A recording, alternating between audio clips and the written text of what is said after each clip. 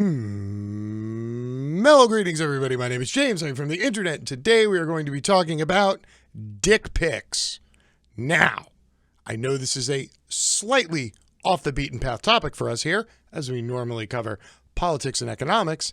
However, somebody sent me a link to a tweet, which then had a link to an article, and I fell down a dick pic rabbit hole. And I was very surprised to find out that in just about every state in the country, it is illegal to flash or expose yourself to somebody in public. However, in almost every state in the country, it is totally legal to flash or expose yourself to people in their email box. And I thought, this is kind of bizarre. And the more I read, the worse it got. So let me show you how it all started. This tweet was from Virginia State Delegate Convirs-Fowler, who introduced the bill in the Virginia State Legislature.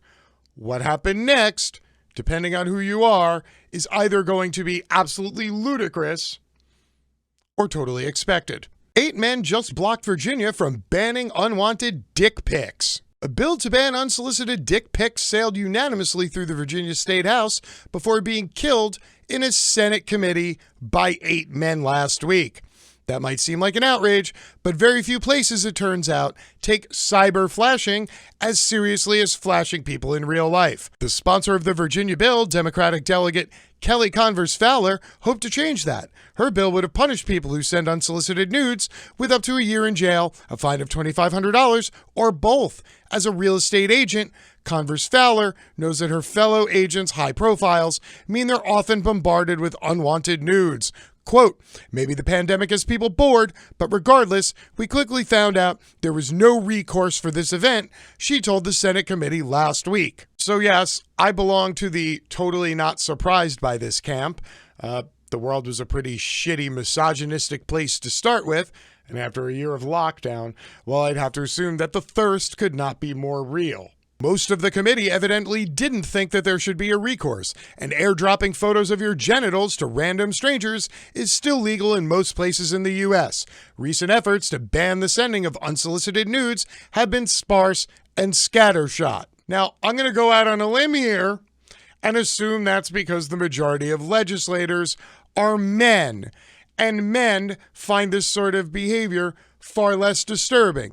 You know, boys will be boys. Quote, you need people to come forward and say, hey, this is actually a problem. And while you might assume that this kind of behavior is against the law, it actually isn't. There hasn't been so much of a victims' rights movement in this because I think, sadly, that so many women in particular are so accustomed to receiving these kinds of photos that they don't even necessarily highlight it as a form of abuse. Now, here is the part of the show where I actually am a little surprised.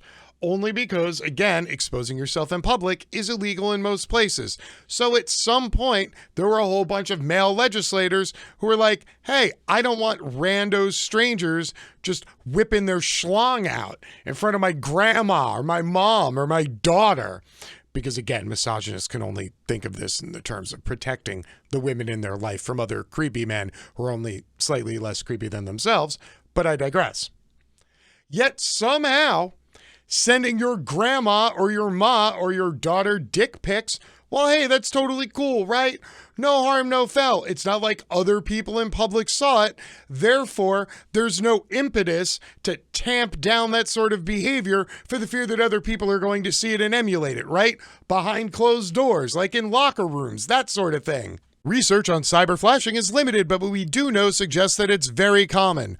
More than half of all millennial women have received a dick pic, according to a 2017 YouGov study. Of those, 78% said that they'd gotten unwanted dick pics. In 2018, the Pew Research Center found that a quarter of teens said they'd been sent unsolicited, explicit images. Now, before we continue, I want you to take a moment to just sort of, in your mind, paint a picture of what you believe the type of legislator is, who would be totally against legislating making dick pics illegal. People who heard this stat, that a quarter of all teenagers have gotten explicit nude pictures sent to them, and they're totally okay with it. If you went to somebody and said, hey, I just want you to know that a quarter of all the kids in that school say that somebody in the park showed them his dick, they would flip out. They would call the police. There would be a manhunt in the park. But hey, behind closed doors, like locker rooms, boys will be boys. In 2018, in what was believed to be the first attempt by a U.S. municipality to police unwanted dick pics, members of the New York City Council introduced a bill to ban unsolicited, sexually explicit video or image to another person with intent to harass, annoy, or alarm such a person. It was marooned in a committee. A similar effort in California also failed in 2019. The bill's author, state Republican Senator Ling Chang, said that she'd been inspired to support the legislation after she gave out her personal number so constituents could get in touch with her, and instead got sent a dick pic. But again, oodles of male legislators around the country are like, it's not a real big problem. It's not a real big deal. It's not like they're out in public exposing themselves, right? Behind closed doors, like in a locker room, and boys will be boys. But in that same year, Texas successfully turned sending unsolicited dick pics into a misdemeanor.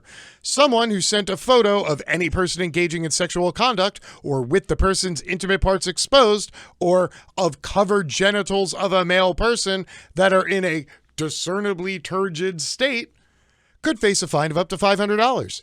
South Carolina has also banned sending any obscene, profane, indecent, vulgar, suggestive, or immoral message to somebody without their consent.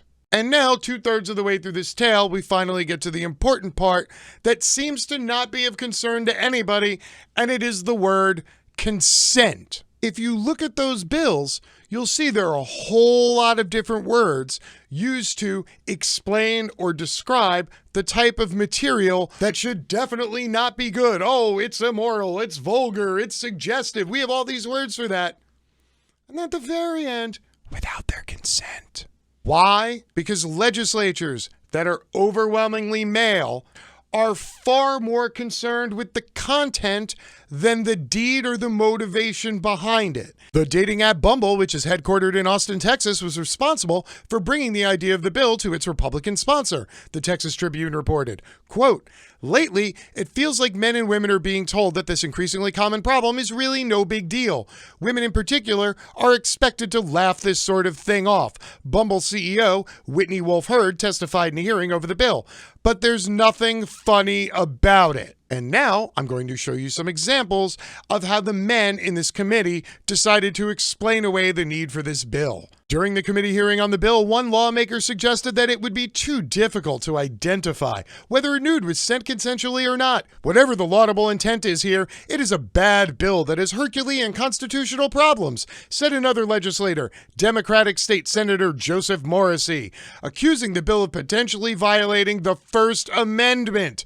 And a little addendum here, Morrissey was once sentenced to 12 months in jail for contributing to the sexual delinquency of a minor. He acknowledged that he'd had sex with a teenager and then sent a nude photo of her to a friend. Go ahead, let that fucking sentence roll around in your head for just a second before I continue. We'll take a little break.